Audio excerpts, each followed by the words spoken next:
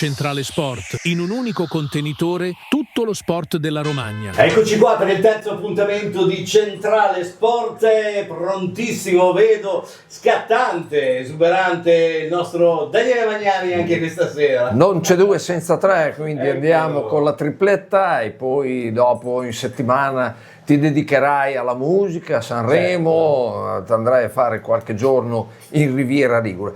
Allora sì, partiamo col terzo appuntamento, purtroppo ancora Robby un appuntamento, sono qui in compagnia con il nostro Lorenzo Lucchi, qui alla mia sinistra. Buonasera a tutti. Mio braccio destro, ma alla mia sinistra. Purtroppo però Lorenzo dobbiamo partire con brutte notizie in casa bianconera, perché purtroppo siamo incappati ancora in una sconfitta sonante e è una settimana delicatissima al di là del Sanremo, perché è la settimana del giudizio universale nei confronti di mister Mignani, al quale è stata concessa una settimana e la partita di sabato prossimo col Napoli. Assolutamente, il Cesena sta attraversando un periodo di crisi, indubbiamente, sono arrivate 7 sconfitte nelle ultime 9 partite e, dato interessante, il Cesena ha subito in queste ultime 9 partite ben 19 reti, la media è di 2,11 gol presi a partita, quindi sostanzialmente il Cesena parte sempre periodicamente in svantaggio di 2 reti, quindi 2 reti da recuperare che non sono poche. Anche contro lo Spezia, eppure era partita bene, era partita veramente bene la gara contro lo Spezia, con il gol di Spendi dopo appena 4 minuti. Berti aveva fatto correre Frabotta sulla fascia, che aveva messo un grande traversone in area per Spendi, che si era fatto trovare al posto giusto al momento giusto con un bellissimo gol. È durata poco la gioia dei sostenitori romagnoli, ovviamente, perché è arrivato il pareggio di Artistico dopo pochi minuti, un'indecisione grave di Amoran e un'uscita non perfetta di Klinsmann. Ecco, secondo me il Cesena avrebbe dovuto chiudere la prima frazione in vantaggio, era fondamentale, almeno con un gol di scarto. C'è stata la possibilità all'ultimo minuto del primo tempo con Cerri, che secondo me ha fatto un'altra ottima partita su assist di Spendi. Radunovic ha fatto una grande parata, Cerri magari poteva fare qualcosa di più a tu per tu con Radunovic, poi nella seconda frazione Berti ovviamente ha fatto il 2-1 su altra grandissima parata di Radunovic che si è superato su Spendi. Berti si è fatto trovare lì da 2 passi, ha fatto appunto il 2-1 e poi forse è proprio stata anche deleterio, sembra strano dire così, però il vantaggio immediato e non è stato poi seguito questo 1-0, diciamo nei 10-12 minuti conseguenti, insomma, ecco, di cercare il colpo del 2-0, che non avrebbe sicuramente garantito, insomma, la vittoria al Cesena, ma avrebbe sicuramente messo nei guai lo Spezia, più in difficoltà di quello che poi non è stato. Certo, assolutamente. Adesso nella prossima partita contro l'Empoli sarà fondamentale trovare appunto la giusta prestazione.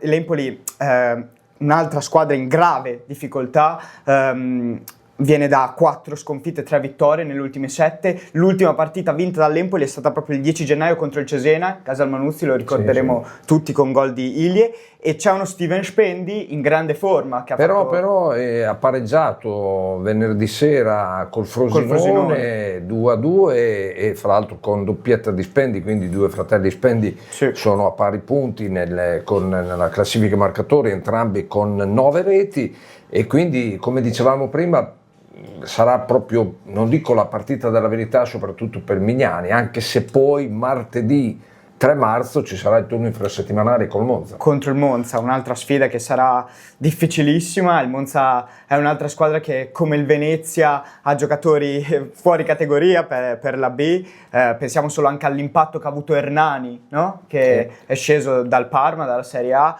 Ha giocatori insomma molto forti e sarà un'altra sfida veramente veramente tosta. Bene, allora io mi sono dimenticato non volutamente di salutare i nostri sponsor che ci accompagnano. Siamo saliti a 3, Robby, perché insieme a Partotel, che ci chiede sempre se il tiro cross è un tiro o un cross. Lui dice giustamente tutte e due, ma soprattutto a Partotel è un appartamento o un hotel. Romea Apart Hotel è tutte e due, è un appartamento perché ogni stanza ha l'angolo cucina, ma è anche un hotel che ti cambia la biancheria e ti serve una colazione di qualità in stanza. Quindi Romea Apart Hotel in via Romea 605, il meglio di un appartamento con la comodità di un hotel. Apart Hotel e Assist Go. Poi abbiamo la Rosa dei Venti che presto ci ospiterà per una bella pizzata tutti quanti assieme a Forlimpopoli, la Rosa dei Venti, un posto dove poter mangiare ottimi piatti e anche un'ottima pizza cotta nel forno a legna, location ideale per pranzi, cene di lavoro, cerimonie, feste di tutti i tipi, nella zona industriale in via Berlinguer 57, è aperta tutti i giorni a pranzo e la sera dal giovedì alla domenica.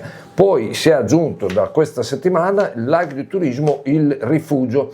Il Rifugio è un luogo di tradizione romagnola con grande attenzione ai prodotti, diciamo gli ortaggi di stagione, quindi è immerso nella natura, sopra Calisesi, un posticino veramente autentico dove natura, tradizione e ospitalità si incontrano. È prenotata è consigliata, scusate, la prenotazione, Il Rifugio Agriturismo.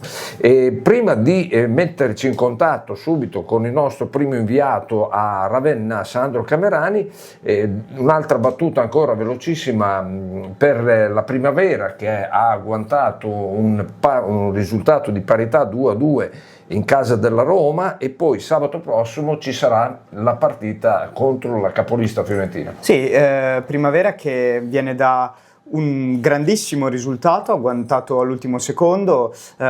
Ovviamente la partita l'aveva fatto la Roma fino a quel momento, ma la Primavera ci ha abituato bene in questo campionato, sta disputando un campionato stratosferico al quarto posto con 42 punti a soli 4 punti dalla Fiorentina capolista, che sarà il prossimo impegno. Diciamo che la partita è stata cambiata da Toscu, no? Che è stato l'autore dell'ultimo gol, del gol del 2-2. Campedelli è passato dal 3-5-2 al 4-3-1-2 dopo l'ingresso in campo di Toscu, che tornava dopo 42 giorni, dopo l'ultima partita che aveva giocato contro il Genoa. E indubbiamente la Primavera magari ha peccato un po' a livello di qualità, qualitativamente parlando, ma è la vera arma in più della Primavera di Nicola Campedelli è la determinazione, no? Il non morire effettivamente mai, e ha agguantato un pareggio al 97esimo con gol di Toscu dopo che Galvagno aveva firmato la rete del 2-1 su assist di Mattioli. Perfetto, prima di passare al Ravenna Calcio dovrebbe essere già in linea con noi Sandro Camerani. Ricordiamo che anche l'Under 16 di Mister Maggi ha vinto a Torino ed è secondo in classifica, ha perso a Frosinone l'Under 18, e poi dobbiamo segnalare anche un 5-0 a Verona per la squadra femminile che si conferma al terzo posto in classifica. Domenica prossima tornerà a Martorano in casa contro il Venezia. Allora, detto della pagina bianconera, passiamo ai colori giallo-rossi del Ravenna. Una partita, una vittoria. Sentiamo se c'è Sandro in linea, ci sei? Allora, ti mettiamo pronto per il collegamento. Una vittoria di stretta misura, l'Arezzo sempre a +7, però poi domenica prossima, 1 marzo, ci sarà il big match. A te Sandro. Sì, Arezzo +7, ma virtualmente forse anche +10, visto che è una partita in meno rispetto a Ravenna. Ma iniziamo da domenica prossima, è una partita molto difficile. L'Arezzo, l'ho visto giocare spesso, non è una squadra irresistibile in attacco, ma non prende mai gol. Addirittura credo che sia imbattuta la porta, sia violata da più di 700 minuti, e tra l'altro il portiere è l'ex della Rosso Venturi, ed è una squadra costruita per vincere, per andare in Serie B, con i dettami proprio essenziali, non prendere mai gol e trovare comunque il modo di farne sempre uno. Sarà una partita molto, molto dura, non potrebbe essere risolutiva in caso di vittoria dell'Arezzo. Credo che possa essere comunque difficile la rimonta del Ravenna, anche se Ravenna dovesse spuntarla. Comunque la cosa importante è arrivare ad Arezzo con 2 vittorie consecutive con Mandorlini, che ha un po' ridisegnato la squadra con il centrocampo a 4, ma con il trequartista Tenkorang, che ha trovato un ruolo sicuramente molto adatto a lui, in quanto è un centrocampista a cui piace moltissimo andare in avanti e inserirsi, quindi dovendo fare ancora meno strade, essendo un po' esentato da coperture difensive, la sta rendendo molto, molto bene.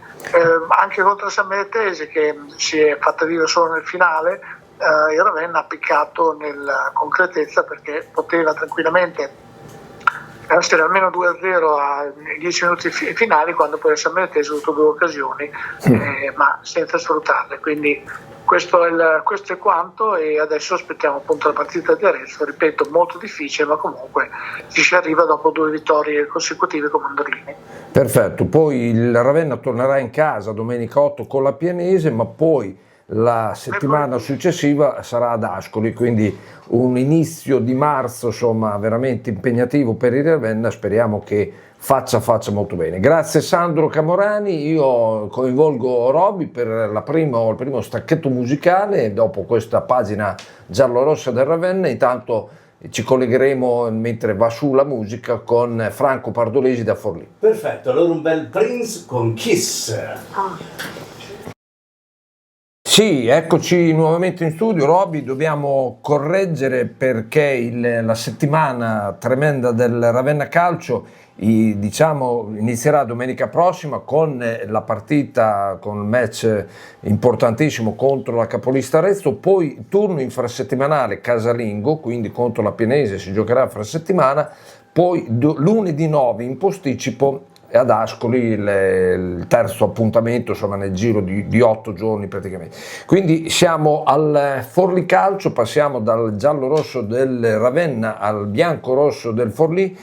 Forlì che sarà impegnato esattamente tra poco più di un'ora, alle 20:30 scenderà in campo a Terni contro la Ternana. Franco Pardolesi è già in linea sull'altra linea. Franco, ciao, le ultimissime. Buonasera. E poi il prossimo turno del Forlì. Buonasera a tutti, intanto sì, fra un'ora poco più il Forlì scende in campo a Terni con una Ternana rilanciata dagli ultimi risultati, tra i quali la vittoria proprio a Ravenna per 2-0, poi ha battuto la Pianese per 3-0, quindi per il Forlì una partita non certamente semplice, anche se viene da una striscia di 3 risultati utili, 5 punti, con 2 trasferte e una vittoria in casa, che fa ben sperare per il futuro. In questo momento ha 5 punti di vantaggio il Forlì, i biancorossi hanno 5 punti di vantaggio sui play-out, che è l'obiettivo che si pone la società per evitare di rischiare di perdere la categoria.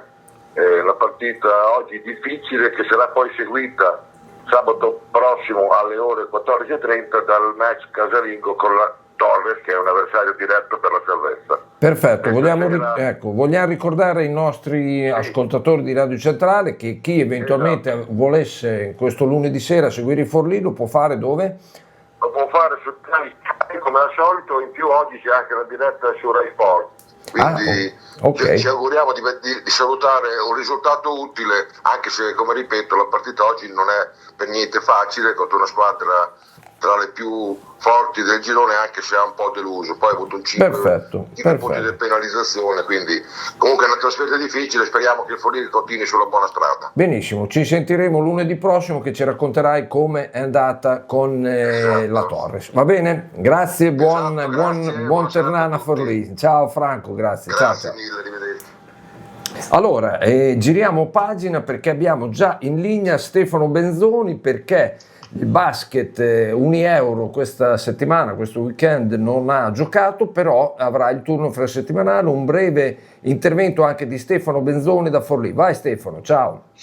Ciao, buonasera a tutti i nostri ascoltatori. Sì, campionato fermo per Forlì, che avrebbe dovuto giocare contro Bergamo, ma a seguito delle note vicissitudini che hanno portato all'esclusione della formazione aerobica dal campionato, questo incontro non è stato disputato. Quindi Forlì scenderà in campo mercoledì al Palafiera per disputare il recupero della 27esima giornata, che la vedrà opposta a Brindisi, squadra che in questo momento è seconda in classifica insieme alla Fortitudo Bologna, alle spalle della formazione di Pesaro, e che sarà un avversario molto duro da affrontare, anche se c'è da dire che l'unica vittoria contro una big Forlì l'ha ottenuta nel girone d'andata proprio contro la formazione brindisina. Quindi Forlì, a cui mancano 10 partite prima del termine della stagione regolare, e di queste 10 ne dovrà giocare 5 in casa e 5 in trasferta, e di queste 10 8 contro formazioni di alto livello, dovrà cercare di vincere questa partita per coltivare ancora le speranze di poter conquistare una salvezza diretta senza passare dalle forche caudine dei play-out. Perfetto. Partita molto difficile. Appuntamento al Palafiera mercoledì, palla 2 alle ore 20:30. Benissimo, grazie Stefano, grazie per questo intervento. Diciamo qualche giorno di riposo in più per la squadra forlivese di basket, ma mercoledì contro il Brindisi in casa al Palafiera. Brevissimo stacco musicale, perché nel frattempo andremo poi a collegarci con Maurizio Correni invece per il basket Ravenna, che purtroppo ha fatto uno scivolone casalingo di pochissimi punti, ma tra 2 minuti ci sentiremo con Maurizio Correni. E te, Roby? Eccoci ritornati in studio. Prima di passare la parola a Maurizio Correni del basket Ravenna, ricordiamo uno dei nostri amici sponsor. Salutiamo Vito e gli amici del ristorante Pizzeria Rosa dei Venti a Forlimpopoli, un posto dove poter mangiare ottimi piatti di carne e pesce, nonché pizza cotta nel forno a legno, ottima location per pranzi, cene, cerimonie, feste di ogni genere. Si trova a Forlimpopoli, nella zona industriale, sulla tangenziale esterna, in via Berlinguer 57, aperta tutti i giorni a pranzo e la sera dal giovedì alla domenica. Rosa dei Venti è la scelta giusta per il tuo palato. A te, Robby, per un breve stacco pubblicitario. Ok. Eccoci nuovamente in diretta, 19:36, siamo ora a parlare di basket, ma del basket di Ravenna. Ora sì, come ho detto prima del collegamento, abbiamo già in linea Maurizio Correni da Ravenna, che però l'ora sì è scivolata sulla classica buccia di banana. A te, Maurizio. Sì, intanto prima di tutto un cordiale buonasera a tutti i radioascoltatori.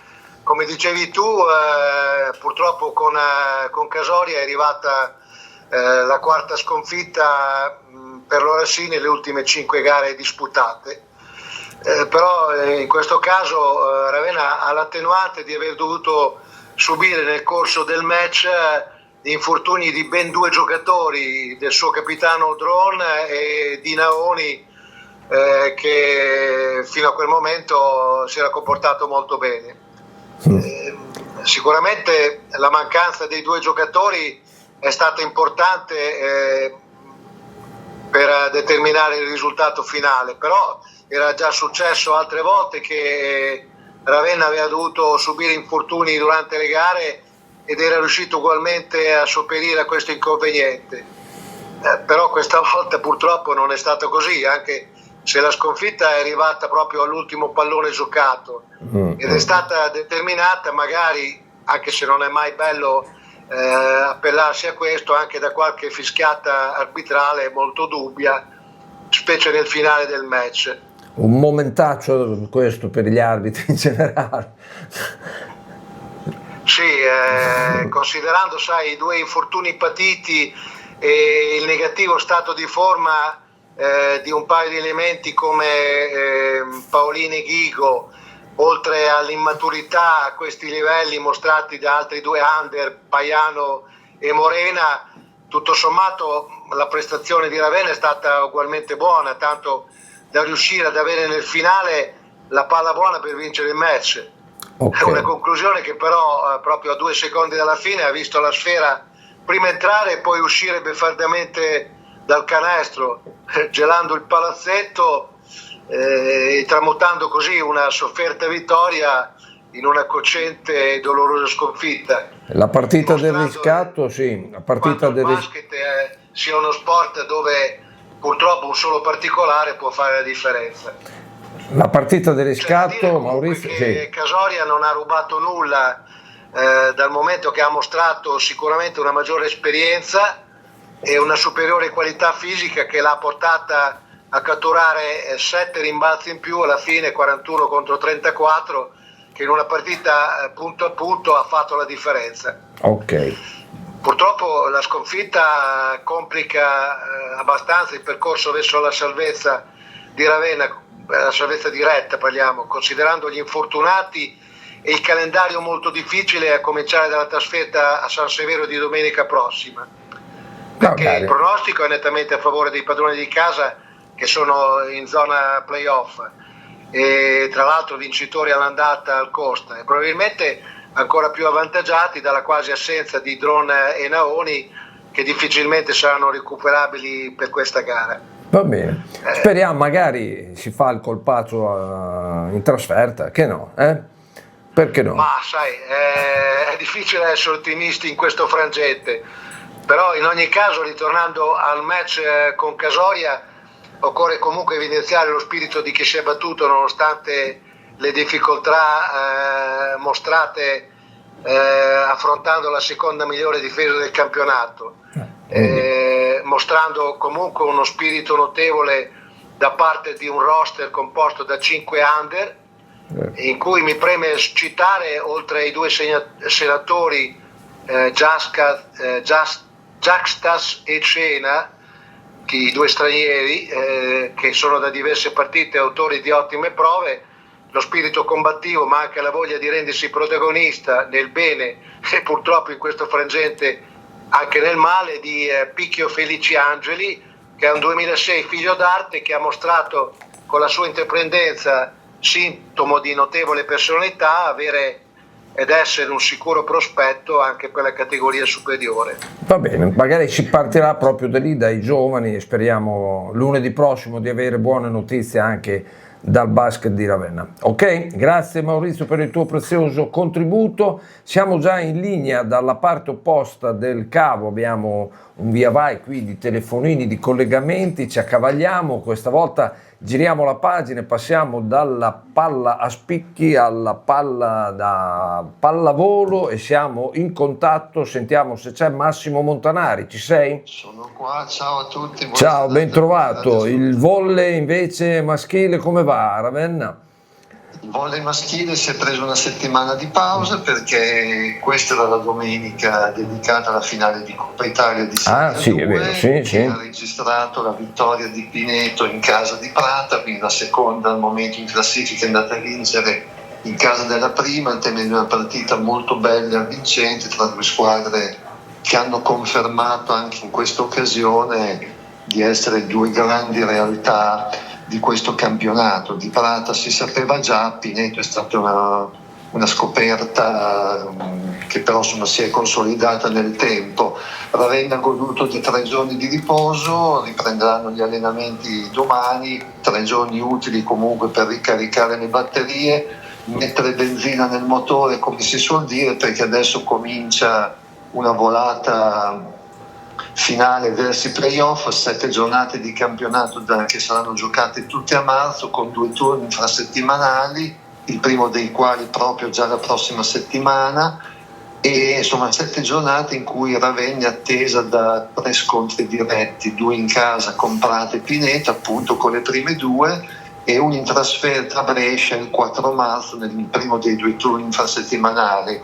Quindi un calendario che lascia un po' la Consal padrona del proprio destino, con la possibilità, al momento Ravenna è terza, lo ricordo, con la possibilità davvero di sfruttare questi scontri diretti per provare anche a salire in una griglia migliore.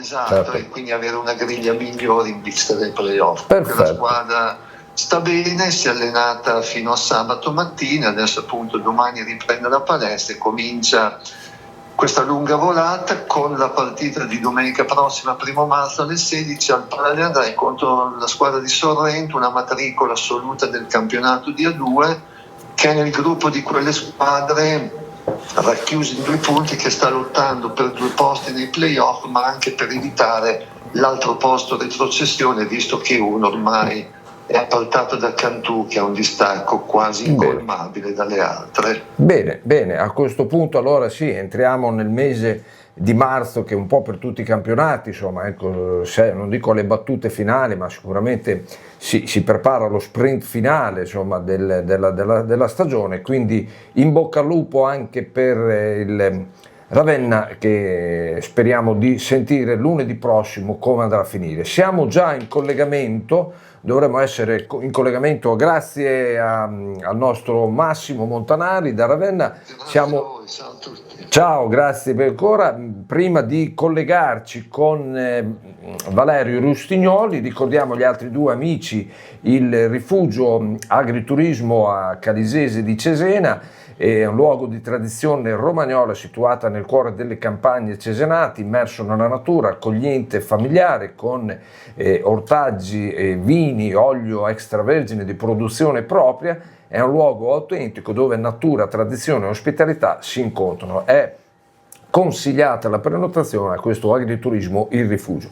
Poi ricordiamo il nostro amico dell'Apart Hotel Romea, che è praticamente sia appartamento che hotel, perché ha stanza con l'angolo cucina, ma anche le caratteristiche tipiche dell'hotel, con cambio di biancheria tutti i giorni, qualità per la colazione in stanza. Il Romea Apart Hotel è in via Romea 605, il meglio di un appartamento con la comodità di un hotel a prezzi che non sono doppi. Romea Apart Hotel, come dice il nostro amico, sia assist che gol. Allora dovremmo avere il collegamento adesso per la pallavolo femminile in gran spolvero, sia Ravenna che anche Cesena, lo dico anche qui con Lorenzo a me vicino. Sentiamo l'intervento di Valerio Rustignoli. Buonasera Daniele, buonasera a tutti i colleghi e soprattutto buonasera a tutti gli ascoltatori di Radio Centrale.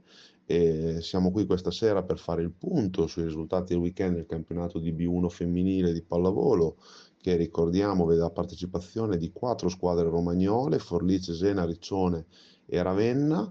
Partiamo da Ravenna, che nell'ultimo turno ha vinto per 3-0 in maniera piuttosto netta contro la Pallavolo San Giorgio, dopo la battuta d'arresto a sorpresa dello scorso weekend. Quindi la formazione bizantina si rimette in moto, confermando il primo posto in classifica, che la vede avanti di 4 punti sulla prima inseguitrice, che è Ripalta, che in questo weekend ha sbancato il campo di Riccione per 3-1. Riccione, che attualmente è inserita nella lotta salvezza a quota 16 punti, appaiata a Forlì e superata da Cesena, che nell'ultimo turno ha conquistato una vittoria molto bella e molto importante sul campo di Bologna, un 3-1 per Elettromeccanica Angelini, che per la prima volta all'inizio stagione si porta virtualmente fuori dalla zona play-out, superando Forlì, che invece è caduta per 3-1 ad Ostiano su un campo estremamente difficile, in cui comunque, nonostante le diverse assenze per infortunio di Bacci e della palleggiatrice Picchi, insomma Forlì ha disputato una prova coraggiosa, vincendo anche il terzo set in rimonta, per poi crollare 25-12 nel quarto set. Quindi la classifica oggi nella lotta salvezza vede Scandicci all'ultimo posto con 10 punti, Modena 13, Forlì 16, Riccione 16 e Cesena 17. Ricordiamo che le ultime 3 retrocedono direttamente, a meno che a fine campionato non ci siano 2 o meno punti di distacco tra terzultima e quartultima. In quel caso ci sarà un turno dei play-out, quindi è piena bagarre per le formazioni romagnole, che nel prossimo turno insomma saranno attese da delle prove piuttosto complicate. Cesena ospita Ostiano per una partita molto difficile, in cui insomma Benazzi e compagni dovranno provare a fare punti per cercare di prendere ritmo in questa volata salvezza. Riccione sarà di scena sul difficile campo di Valdarno, quindi sarà una prova molto difficile per le ragazze di Pieraccini. Attenzione a Forlì invece, che sarà di scena sul campo di Modena contro l'Anderlini, che al momento insegue Forlì, ma che in caso di vittoria piena potrebbe agganciare la squadra forlivese, la Libertas, e quindi per Folli e compagni insomma sarà necessario cercare di conquistare 3 punti per insomma rimettersi in moto e per cercare di mantenere la posizione alla lotta a salvezza.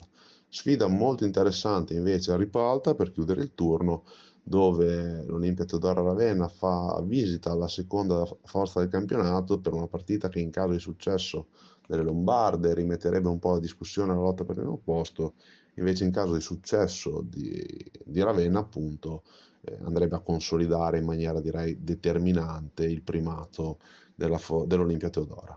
Grazie mille a tutti e ci sentiamo la prossima settimana. Eccoci ancora in diretta, 19:54, scaldiamo i motori, sia quelli a 4 ruote che quelli a 2 ruote. Dico bene Emiliano? Ci sei? Sì, bene Daniele, buonasera a tutti, ciao Lorenzo. Ciao, buonasera Emiliano. Vai pure.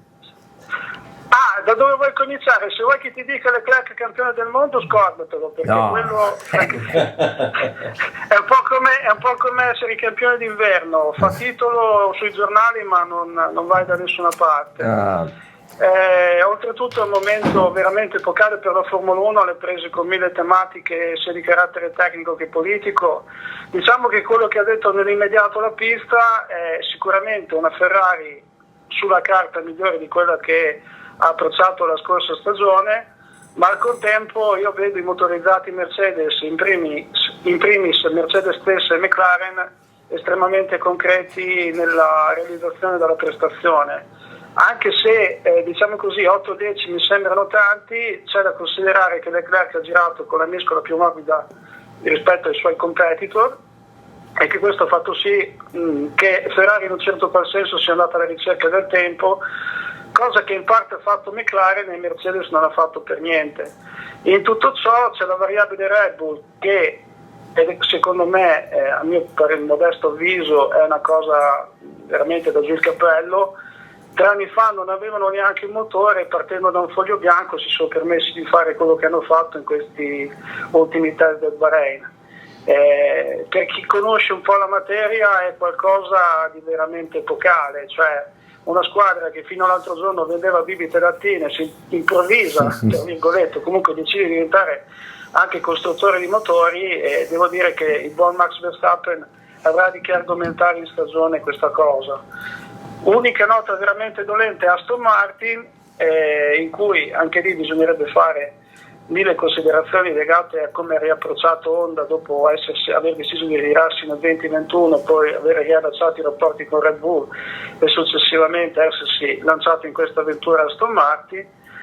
L'unica cosa che mi viene da dire è che Alonso sembra proprio figlio del karma, perché già con i giapponesi non gli è andata bene nel 2015 fino al famoso GP2 Engine a Suzuka. 11 anni più tardi la storia si ripete almeno ai nastri di partenza. Questo secondo me è un po' il quadro generale che possiamo fare sulla Formula 1. Sulla MotoGP diciamo che c'è un bel connubio da Romagna Connection in casa Aprilia, perché secondo me quello che ha fatto Bezzecchi in questi test con i record della pista e con quello che ha fatto Rivola cercando di portare praticamente un dato di fatto Bagnaia in Aprilia fa capire quanto l'impegno della casa di Noale sia più che concreto nel voler contendere il titolo già da quest'anno e soprattutto dall'anno prossimo con questo nuovo parterre. Devo dire che il record della pista di 1.28.668, seppur ufficioso negli ultimi test di Buriram, è già una indicazione abbastanza precisa. Oltretutto siamo al termine del ciclo tecnico, perché dall'anno prossimo avremo i nuovi motori T50, per cui, come vi avevo già accennato in passato, siamo di fronte a un cambio di casacche che è già avvenuto ma che di fatto ancora non è stato ufficializzato all'interno del contesto della MotoGP e che vedranno tutti contendere il titolo a Marc Marquez sia per quest'anno che per l'anno prossimo. Un Marquez che qualche problemino di carattere fisico ha avuto, secondo me non è ancora al top della forma, ma ogni dubbio si chiarirà già da sabato e domenica prossima in quello della Thailandia. Ok, quindi si parte questo weekend, sabato 28 e domenica 1 marzo, dove? A Buriram. Ah, ok, perfetto, sarà la prima. Buriram è prima tappa del mondiale MotoGP e settimana successiva inizia il campionato del mondo di Formula 1. Perfetto, benissimo. Come sempre molto molto seguita la tua pagina, diciamo. Ricordiamo fra l'altro anche che chi avesse perso la puntata o parte della puntata può recuperarla ascoltandolo su YouTube o YouTube Music, chiaramente come Radio Centrale. Quindi diciamo ringraziamo Emiliano, perché dalla parte opposta dovremmo già avere il nostro direttore di Diogene Magazine Sport o Diogene Sport Magazine, forse, Fabio Casadei. Grazie Emiliano, ci sentiamo lunedì prossimo. Buona serata, ciao a tutti. Ciao. E con Fabio invece, come avevamo promesso, parliamo di Olimpiadi invernali Milano Cortina, chiuse ieri, e quindi diciamo un bilancio naturalmente suggestivo e brillantissimo della nazionale azzurra, che ha portato a casa veramente 30 medaglie, quindi in alcune classifiche è al quarto posto perché contano più quelle d'oro, ma come medaglie complessivamente è al terzo posto. Dico bene? Esatto, buonasera a tutti. Ciao Fabio, ciao. 30 medaglie complessive, peccato per il quarto posto, ma comunque secondo me è stata la migliore Olimpiade di sempre per l'Italia, perché comunque lato oggettivo non sono mai state vinte così tante medaglie ed è stato ancora più bello farlo a casa nostra. Poi se facciamo anche un paragone, il primato, avevamo prima 20 medaglie vinte a Lillehammer 1994, che è stato superato subito dopo una settimana, anche se poi il paragone è un po' da mediare, perché comunque a Lillehammer nel 94 c'erano meno discipline, e sono arrivate 30 medaglie appunto complessive, 10 ore, 6 argenti e 14 bronzi. Anche qui facciamo un paragone con la spedizione di Pechino 2022, vincemmo solo 2 ore, quindi da 2 ore passare a 10, fantastico. Poi un altro dato record, che l'Italia conquista almeno una medaglia in 11 discipline delle 16 che sono state in programma. Quindi poi, visto che ci avviciniamo alla festa delle donne, l'8 marzo, questa secondo me è stata l'Olimpiadi soprattutto al femminile, cioè delle donne. Okay. Sono state delle imprese fantastiche, anche se per quanto riguarda il campo maschile, dopo 16 anni l'Italia ha conquistato nuovamente un titolo individuale maschile. L'ultima volta fu il nostro Emiliano Romagnolo Razzoli, che vinse a Vancouver lo slalom appunto 16 anni fa. E io riassumerei le 10 medaglie d'oro senza voler togliere nulla a chi poi ha conquistato un argento, un bronzo, perché per chi mi conosce sa che a me piace proprio raccontare le storie romantiche, le favole che finiscono bene. Cominciamo dall'immensa Federica Brignoni nello sci alpino. Ricordiamoci che un anno fa lei vinse la sua seconda Coppa del Mondo generale, poi si è infortunata gravemente ad aprire con la gamba sinistra tibia e perone rotte, si temeva la fine della sua carriera. Invece lei è proprio una tigre, non molla, riabilitazione, allenamenti, torna a sciare in gara circa a gennaio, quindi un mese prima, e ci piazza 2 medaglie d'oro, prima nel Super G e prima nel Gigante. Prego. Con dei ferri addosso, mi sembra. Sì, esatto. E poi lei stessa non sapeva come sarebbe andata. Quindi 2 medaglie d'oro nella stessa edizione, esattamente come successe al nostro Alberto Tomba. Era riuscito solo lui, questa impresa, di vincere 2 ori nella stessa edizione. Quindi Federica è passata dalle stelle all'inferno e poi all'Olimpo, perché in meno di 315 giorni ha fatto un'impresa, e per me l'immagine più bella è stata alla fine della seconda manche del Gigante, quando gli avversari proprio sono inchinati di fronte a lei, rendendole è stata una bella immagine, certamente. Un'altra bella immagine ci è arrivata da Francesca Lollobrigida nel pattinaggio di velocità, l'immagine di una mamma. Se raccontiamo anche la sua storia, lei è stata campionessa mondiale in 2 specialità diverse, è stata vincitrice di varie medaglie olimpiche fino a Pechino 2022. Poi nel 2023 diventa mamma e torna a pattinare, E cosa fa Milano Cortina? Vince 2 medaglie d'oro, così, e festeggia con il figlioletto. E poi un'altra donna, l'avevi citata tu la settimana scorsa, Lisa Vitozzi nel biathlon, in segmento 10 km. Ma cioè, il primo oro di sempre nel biathlon, fra l'altro in una cornice che è Anterselva, un posto magnifico che consiglio a tutti di andare a visitare o d'estate e d'inverno perché è un posto fantastico. La Vitozzi Lisa ha fatto un'impresa storica perché risale dalla 5ª posizione in partenza, con una precisione impeccabile al tiro in condizioni di vento forte, colpisce i 20 bersagli senza commettere neanche un errore. E poi quella cavalcata, quel volo verso l'oro, con tutto il pubblico che l'acclama, cioè quella è un'immagine secondo me storica che ricorderemo sempre. Bene Fabio, direi che in alcuni momenti ci hai quasi fatto venire la pelle d'oca, ma purtroppo per motivi di tempo sono già le 20.04. Abbiamo ancora un collegamento da fare per il rugby e io aggiungerei anche una cosa, se sei d'accordo. Io ho visto le Olimpiadi un po' così a spizzichi e bocconi, non ho seguito diciamo tantissimo, però vorrei raccogliere in un abbraccio anche le tante quarte posizioni, dalla coppia del pattinaggio sul ghiaccio alla stessa adesso mi sfugge il nome, che nella gara della Brignone è arrivata quarta, se non erro, una sciatrice brava che è arrivata quarta. Ecco, quindi facciamo un applauso ipotetico anche a tutte atleti e atlete che per un soffio veramente non sono riuscite a salire sul podio. Sei d'accordo? Assolutamente sì, speriamo poi che nel futuro, abbiamo visto proprio una grossa crescita del movimento sia sciistico che del pattinaggio, certo. Sport invernali, e confidiamo molto nel futuro dei nostri atleti. Va bene, grazie per questo preziosissimo intervento. Un brano, poi torneremo in studio a parlare di rugby e chiudere questa terza puntata con il rugby, salutare i nostri sponsor. Grazie Fabio, a te Roby per lo stacchetto musicale.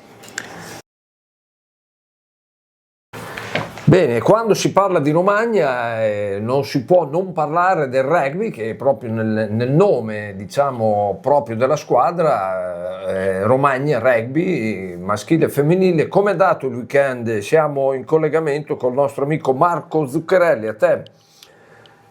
Buonasera amiche e amici di Radio Centrale. Allora, siamo di fronte a un'altra sconfitta, la sesta consecutiva per i giallorossi del Romagna. Questa partita col Casale, la capolista Casale, era sicuramente molto ostica, molto complicata, come si dice adesso all'inizio, però si era messa bene perché a 3 minuti alla fine, col calcio piazzato di Sergi, il Romagna passa avanti del punteggio 19-17.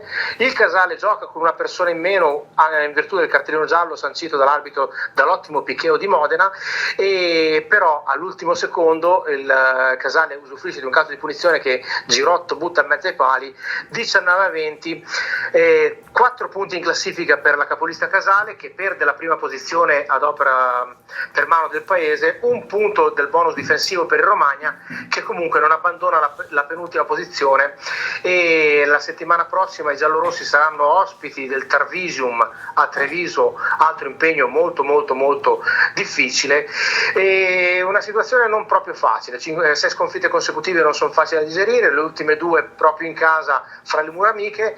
Ieri da segnalare un bel colpo d'occhio, 300 spettatori circa, perché c'era la giornata del club e tutti i giocatori giocavano con i calzettoni del club di provenienza. Come sappiamo il Romagna racchiude i migliori giocatori di tutte le squadre locali.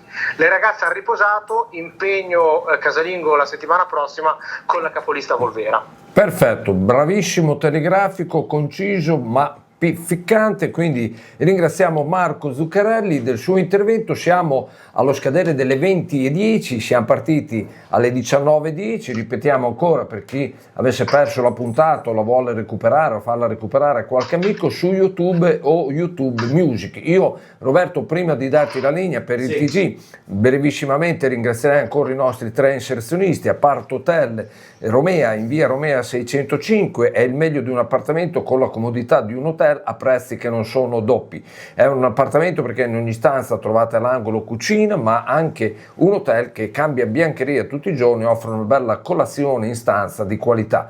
E quindi soprattutto Apart Hotel è sia un appartamento che un hotel. Il rifugio agriturismo invece della nostra amica Daniela è un luogo di tradizione romagnola, un luogo veramente autentico dove natura, tradizione e ospitalità si incontrano. Potrete degustare specialità proprio preparate con i prodotti dell'agriturismo stesso, e in più invece se volete fare visita a Vito e i suoi amici della Rosa dei Venti a Forlimpopoli, sulla tangenziale esterna di Forlimpopoli in via Berlinguer 57, è aperto tutti i giorni a pranzo e alla sera dal giovedì alla domenica, dove potrete mangiare carne, pesce, pizza cotta nel forno a legno, buonissima, un'ottima location per tutte le vostre feste. Sono stato veramente telegrafico, 20, 10 e forse quasi 11 in tempo per mandare sul TG. Lunedì prossimo, quarto appuntamento, sarà l'appuntamento, Lorenzo lo saluto, purtroppo non gli ho chiesto niente di pallavolo, ma sarà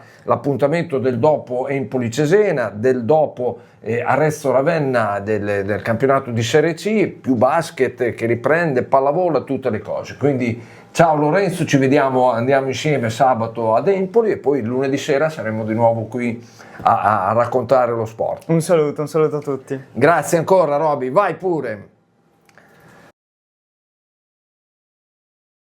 Centrale Sport, in un unico contenitore tutto lo sport della Romagna.